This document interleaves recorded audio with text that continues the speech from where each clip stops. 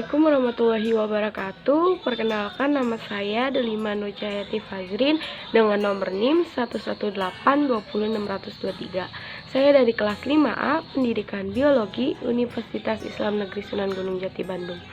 Di sini saya akan menjelaskan yang pertama yaitu struktur dan fungsi lipid, yang kedua yaitu metabolisme lemak, dan yang ketiga yang terakhir yaitu sintesis asam lemak. Struktur dan fungsi lipid. Pertama yaitu struktur dan fungsi lipid. Lipid tidak sama dengan lemak. Lipid merupakan senyawa organik yang bersifat non-polar atau tidak larut dalam air. Nah, terus lipid ini ada 3 kelompok utama. Yang pertama itu ada lemak atau fats, yang kedua ada fosfolipid, dan yang ketiga ada steroid. Lemak dikenal zat yang terbentuk akibat kelebihan kalori di dalam tubuh. Semua lemak yang berada di dalam tubuh terdiri dari sel-sel lemak atau adiposit. Sel ini terdiri dari molekul lemak yaitu trigliserida. Trigliserida ini masih bisa dipecah dengan apa? Dengan molekul-molekul lain yaitu gliserol dan 3 buah asam lemak. Nah, di sini kita akan berfokus dengan asam lemak. Asam lemak merupakan komponen lipid yang paling sederhana. Ia hanya berupa rantai hidrokarbon yang memiliki gugus karboksil pada salah satu ujungnya. Lipid terdiri dari gliserol, 2 buah asam lemak, ditambah asam fosfat. Nah, molekul fosfolipid ini dibagi menjadi 2 bagian. Gambarnya kurang lebih seperti ini ya. Jadi ada bagian kepala dan ada pula bagian ekor. Nah, kemudian bagian kepala ini memiliki sifat apa? Sifat hidrokilik, yaitu sehingga suka mendekati molekul air. Sedangkan bagian yang ekor ini memiliki sifat apa? Bersifat hidrofobik, sehingga menjauh dari molekul air. Jadi kebalikannya ya, yang kepala itu dia mendekati molekul air dan yang ekor ini dia menjauhi molekul air. Itu steroid. Steroid ini bentuk molekulnya cenderung membulat seperti ini ya. Nah, kemudian steroid ini merupakan molekul nonpolar yang memiliki cincin ditambah rantai yang bervariasi di sampingnya. Kayak gini. Kan memiliki cincin tuh ya, cenderung membulat. Ini dia memiliki variasi di sampingnya kayak gini. Kurang lebih gambarnya seperti ini ya.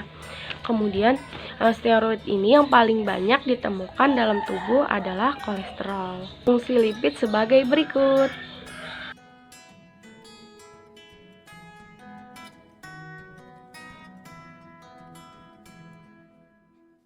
Metabolisme lemak. Metabolisme asam lemak. Apa sih itu lemak? Lemak merupakan ester yang tersusun dari 3 asam lemak dengan 3 gugus alkohol dari senyawa gliserol. Kemudian metabolisme itu apa sih? Metabolisme merupakan rangkaian atau proses yang terarah dan teratur di dalam sel tubuh melalui apa? Melalui reaksi-reaksi kimiawi sehingga dihasilkan unsur atau molekul dan energi. Kemudian dapat disimpulkan metabolisme lemak merupakan proses tubuh untuk menghasilkan energi dari asupan lemak setelah menjadi sari-sari makanan yang telah masuk ke dalam tubuh kita. Kemudian adapun fungsi lemak. Fungsi lemak di sini dalam tubuh yaitu 1. Sebagai cadangan energi dalam tubuh.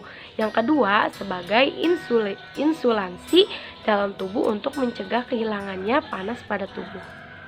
Dalam bentuk trigliserida, lemak disintesis menjadi 3 asam lemak dan gliserol. Asam lemak dan gliserol inilah yang akan masuk ke dalam proses metabolisme energi. Pada prosesnya, gliserol dan asam lemak memerlukan glukosa untuk apa? Untuk memasukkan siklus Krebs, biasanya dikenal dengan siklus asam sitrat. Dengan memasukkan siklus ini, gliserol dan asam lemak dapat diubah menjadi energi.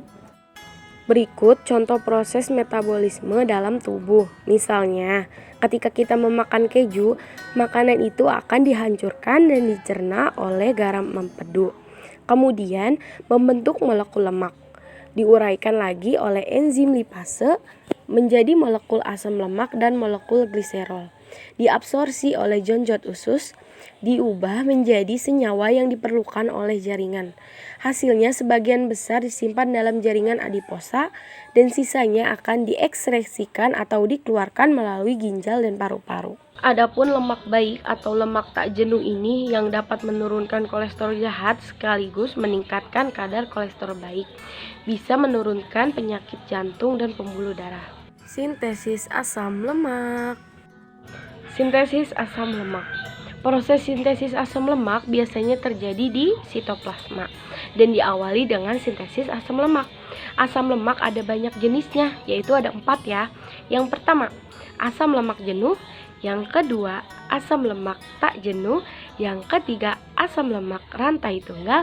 Dan yang keempat, yang terakhir, asam lemak rantai ganda. Tahapannya adalah lipogenesis ditambah esterifikasi menghasilkan lemak. Lipogenesis adalah pembentukan asam lemak rantai panjang yang terjadi di luar mitokondria. Pada tahapan lipogenesis ini membutuhkan NADPH. NADPH itu apa sih? NADPH adalah koenzim yang aktif di dalam pembentukan asam lemak. Jadi ketika asam lemak rantai panjang sudah terbentuk, dia akan berikatan dengan gliserol. Namun prosesnya adalah yang dinamakan yang tadi tuh esterifikasi. Biasanya dia akan mengerah menjadi trigliserida atau lemak. Bentuknya itu seperti benda padat ya. Cukup sekian yang sudah saya jelaskan dan saya paparkan. Kurang lebihnya mohon dimaafkan. Semoga bermanfaat buat kalian yang sudah menonton. Wassalamualaikum warahmatullahi wabarakatuh.